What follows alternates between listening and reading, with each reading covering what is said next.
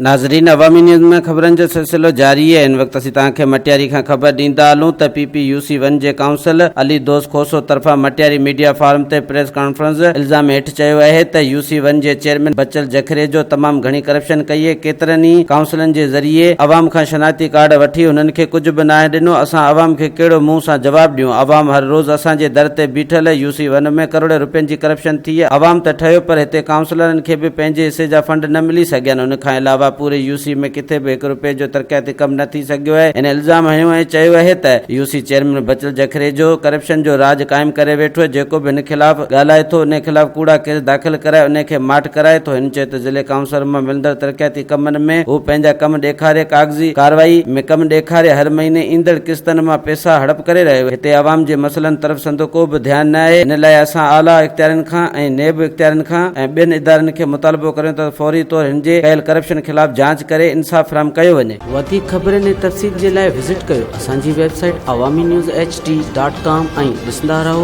Awami news HD।